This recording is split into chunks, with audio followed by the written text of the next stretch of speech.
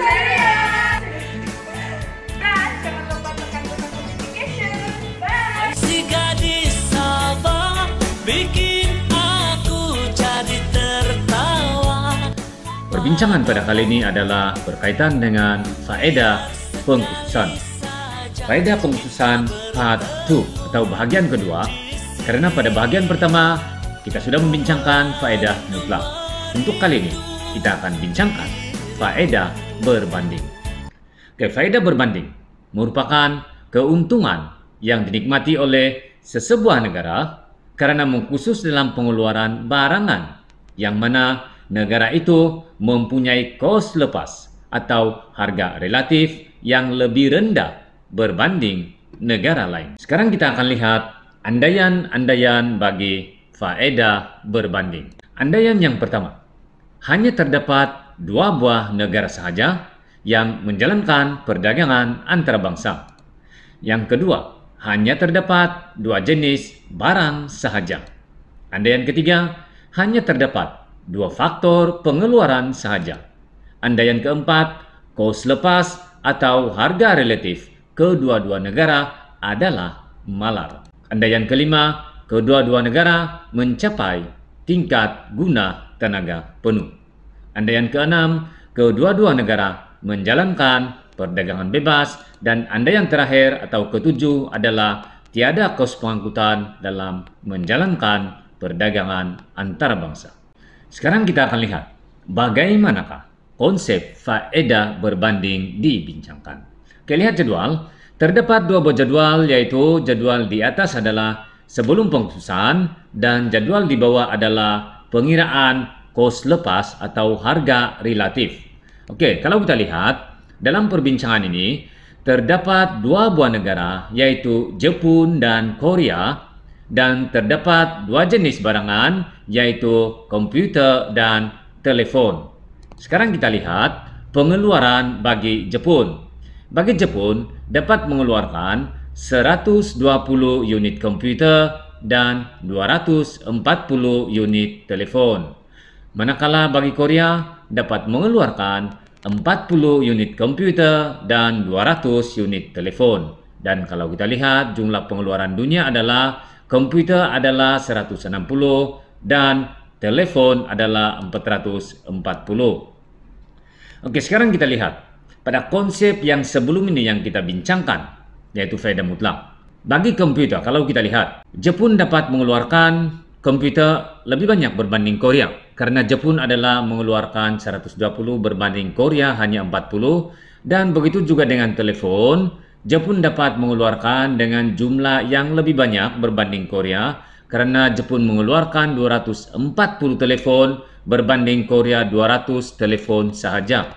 Ini bermakna kalau kita lihat, Jepun dapat mengeluarkan komputer dan telepon dengan lebih banyak berbanding Korea. Ini akan menyebabkan satu kesukaran untuk membuat pengkhususan. Bagaimanapun, kalau kita lihat, pengkhususan masih boleh dilakukan walaupun Jepun mempunyai faedah mutlak terhadap pengeluaran komputer dan telepon, yaitu dengan menggunakan konsep faedah berbanding ataupun kos lepas atau harga relatif.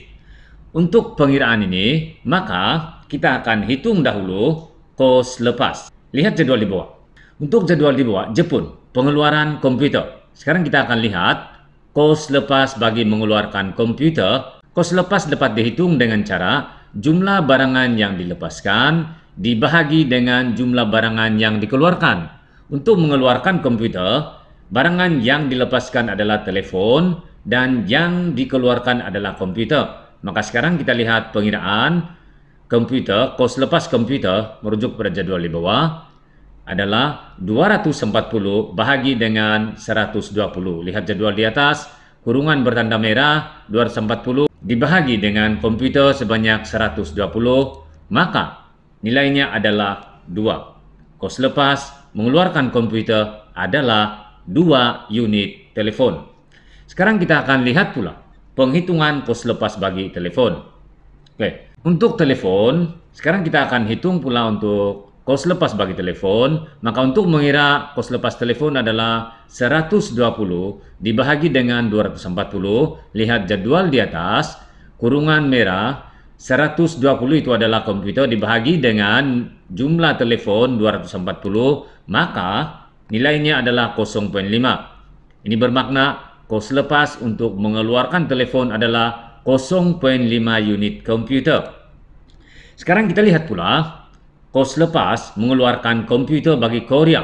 Okey, bagi Korea, kos lepas komputer adalah 200 dibahagi dengan 40. Maka nilainya adalah 5. 200 bahagi 40, nilainya adalah 5. Bermakna kos lepas mengeluarkan komputer bagi Korea adalah 5 unit telepon. Dan seterusnya, kos lepas mengeluarkan telepon di Korea adalah 40 dibahagi dengan 200 bersamaan dengan 0.2.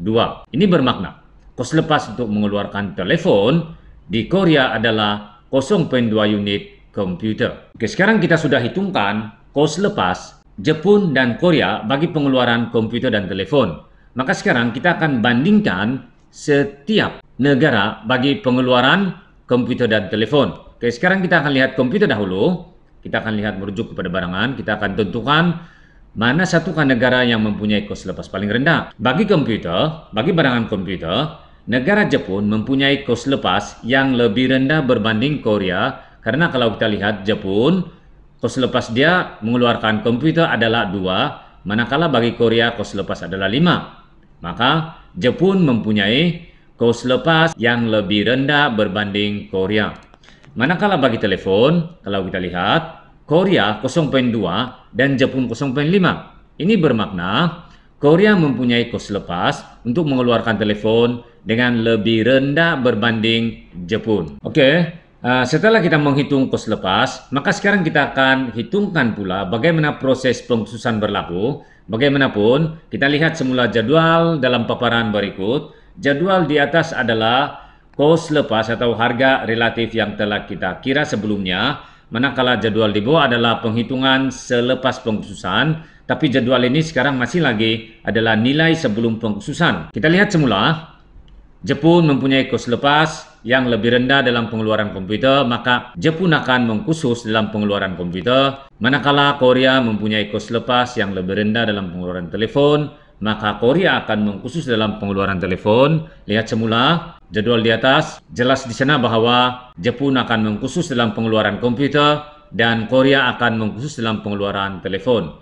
Sekarang kita lihat jadwal di bawah. Oke, ini adalah sebelum pengkhususan. Jadi apabila berlaku pengkhususan, nilai-nilai dalam pengeluaran komputer dan telepon akan berlaku perubahan. Sekarang kita akan hitung dahulu bagi komputer.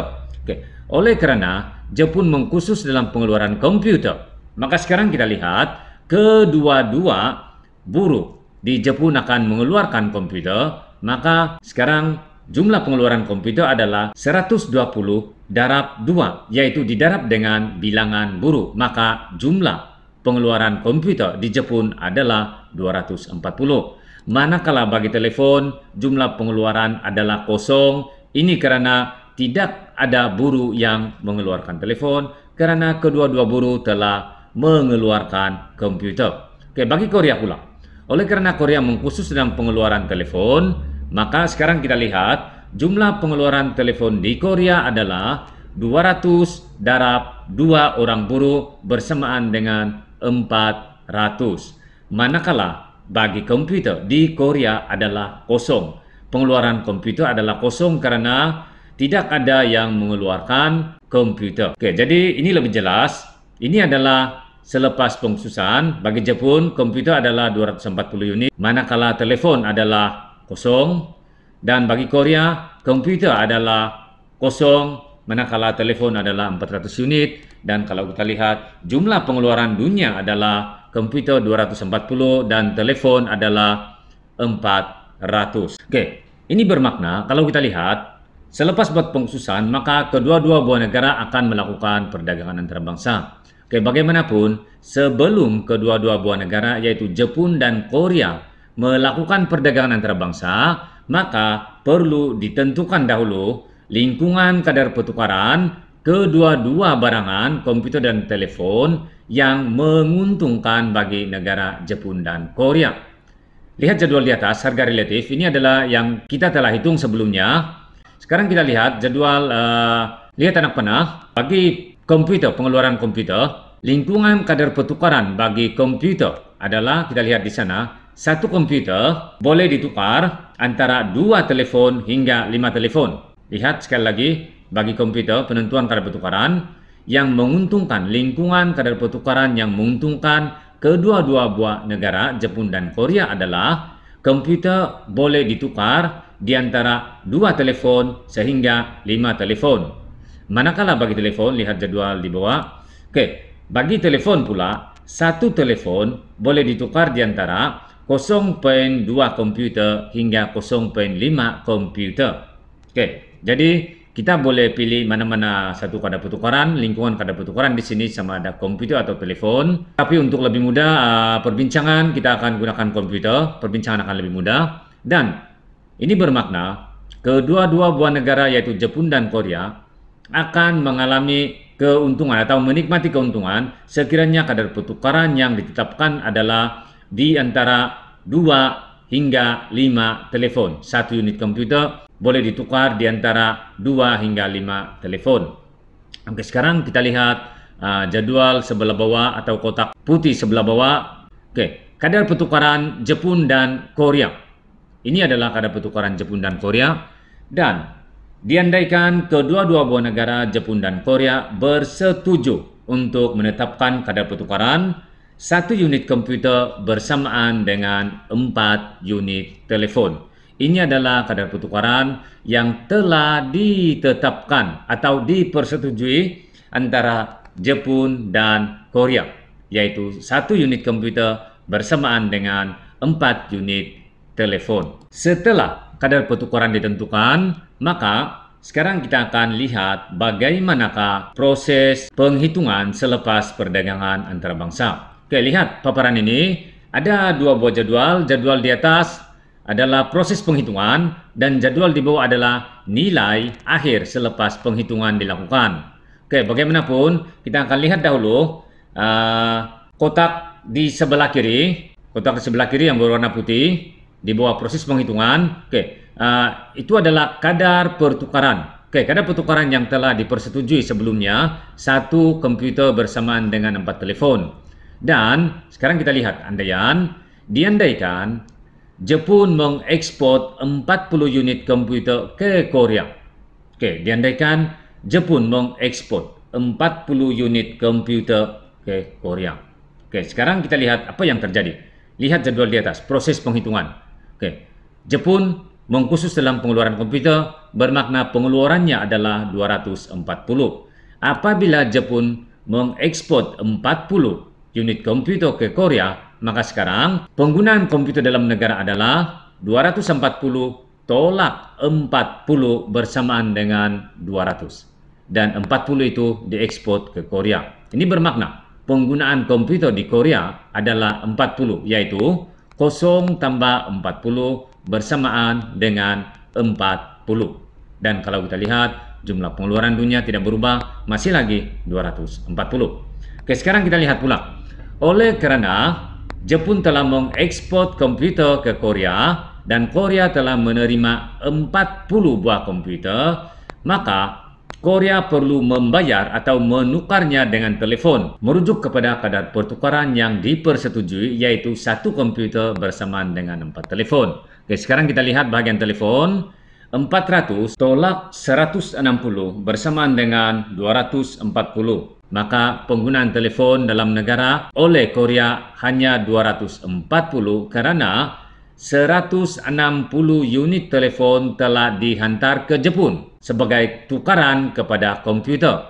Maka di Jepun, penggunaan telefon di Jepun adalah 0 tambah 160 bersamaan dengan 160.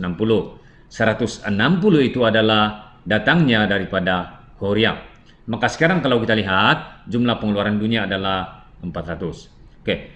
Untuk lebih jelas kita lihat jadwal di bawah. Jadwal di bawah menunjukkan nilai-nilai selepas perdagangan antarabangsa. Kalau kita lihat Jepun, penggunaan komputer di Jepun atau kuantiti komputer di Jepun adalah 200 unit, manakala bagi telefon adalah 160 unit. Manakala bagi Korea, jumlah komputer yang ada dalam negara adalah 40 unit dan telefon sebanyak 240 unit, dan jumlah pengeluaran dunia adalah komputer 240 dan telefon 400. Oke, ini bermakna kalau kita lihat selepas pengkhususan dan selepas perdagangan antarabangsa, kita lihat pula faedah yang dinikmati oleh negara Jepun, oleh negara Korea, dan pengeluaran dunia. Oke, sekarang kita lihat paparan. Dalam paparan ini, E adalah sebelum pengkhususan, jadwal sebelum pengkhususan. B adalah jadwal selepas pengkhususan, dan C adalah jadwal selepas perdagangan antarabangsa. Ketiga-tiga jadwal ini adalah jadwal yang sangat penting untuk kita buat perbandingan bagi melihat faedah yang dinikmati oleh negara Jepun, negara Korea, dan dunia selepas berlakunya pengkhususan dan perdagangan antarabangsa. Oke, sekarang kita akan lihat negara Jepun dahulu. Bagi negara Jepun, kuantiti komputer bertambah daripada 120 unit sebelum pengkhususan kepada 200 unit selepas perdagangan antarabangsa, menunjukkan pertambahan sebanyak 80 unit. Manakala bagi telefon, berkurangan daripada 240 unit sebelum pengkhususan kepada 160 unit selepas perdagangan antarabangsa, bermakna menunjukkan pengurangan sebanyak 80 unit. Oke, bagaimanapun, tambahan komputer sebanyak 80 unit adalah bersamaan dengan 320 telepon. Berdasarkan kadar pertukaran, 1 unit komputer sama dengan 4 unit telepon. Ini bermakna negara Jepun masih lagi mengalami keuntungan. Oke, sekarang kita lihat pula bagi negara Korea. Bagi negara Korea, kuantiti telepon bertambah daripada 200 unit sebelum pengkhususan kepada 240 unit selepas perdagangan antarabangsa dengan pertambahan sebanyak 40 unit. Manakala bagi komputer kekal kepada 40 unit. Sekarang kita akan lihat pengeluaran dunia. Bagi pengeluaran dunia, yang pertama, kuantiti komputer bertambah daripada 160 unit sebelum pengkhususan kepada 240 unit selepas pengkhususan dan perdagangan antarabangsa. Ini bermakna terdapat pertambahan sebanyak 80 unit. Oke, manakala? Oke, yang kedua, bagi telepon berkurangan daripada 440 unit sebelum pengkhususan kepada 400 unit selepas pengkhususan dan perdagangan antarabangsa, menunjukkan pengurangan sebanyak 40 unit. Bagaimanapun, pertambahan komputer sebanyak 80 unit adalah bersamaan dengan nilai atau jumlah 320 telepon. Berdasarkan kadar pertukaran, 1 unit komputer bersamaan dengan 4 unit telepon. Perbincangan ini menunjukkan atau membincangkan bagaimanakah negara boleh membuat pengkhususan dan perdagangan antarabangsa sekiranya terdapat sebuah negara yang mempunyai faedah mutlak bagi kedua-dua jenis barangan. Dengan itu, untuk menentukan pengkhususan adalah dengan menggunakan konsep kos lepas atau harga relatif ataupun konsep faedah berbanding. Semoga perbincangan ini akan memberi penjelasan yang lebih terperinci kepada calon-calon atau pelajar-pelajar STPM untuk memahami konsep faedah berbanding. Sekian pertemuan pada kali ini dan bertemu lagi dalam perbincangan yang akan datang. Sekian dan terima kasih.